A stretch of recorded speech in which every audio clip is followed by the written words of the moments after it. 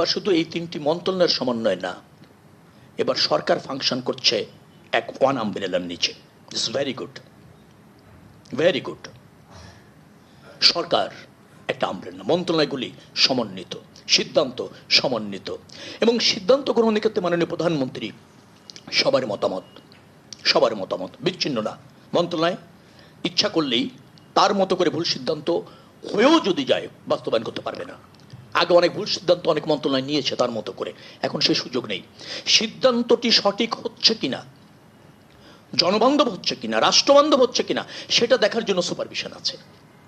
যার ফলে আমি মনে করছি যে প্রক্রিয়ায় সরকার এগোচ্ছে, যে ম্যান্ডেট জনগণ দিয়েছে, তার সুফল পেতে হলে নিশ্চয়ই। আর আরেকটা কথা বলতে হয় যে কনস্ট্রাকশন ওয়ার্ক এমন ওয়ার্ক, আপনি 2-3 মাসে সুফল দেখতে গেলে খুব কঠিন।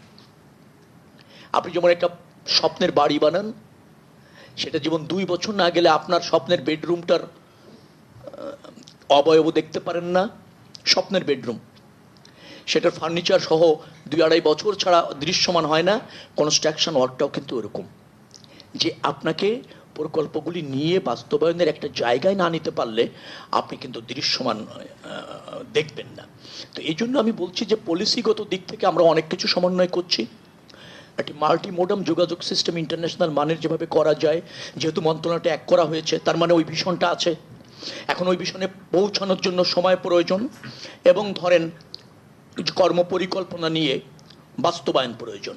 তো ওই প্রক্রিয়ার মধ্যে আমরা আছি, নিশ্চয়ই দৃশ্যমান দেখবেন।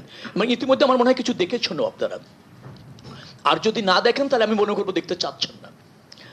তো আমি আজকে আর সাংবাদিকতা নিয়ে কথা না বলে আসুন আজকে আমাদের সৌহার্দ্যতা নিয়ে কথা বলি।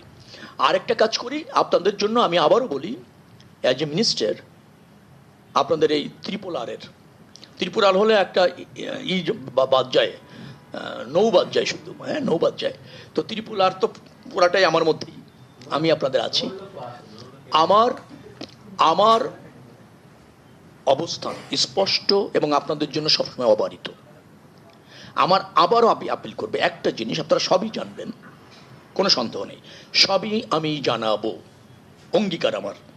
কিন্তু আপনাদের কাছে একটা পরিমিতি বোধ আমি চাইব, সেটা হচ্ছে প্রকাশ করার ক্ষেত্রে ডেফিনেটলি যেটা রাষ্ট্রের স্বার্থ সেটা প্রকাশ করবেন, যেটা অগ্রসর হওয়ার জন্য ইতিবাচক সেইটাকে সিলেক্ট করবেন, আর দেশপ্রেমে উদ্বুদ্ধ হয়ে যেটা প্রচার করলে দেশ এবং বৃহত্তর ক্ষতি হয় সেটা অ্যাডজাস্ট করবেন বা অ্যাবজর্ব করবেন অনলি।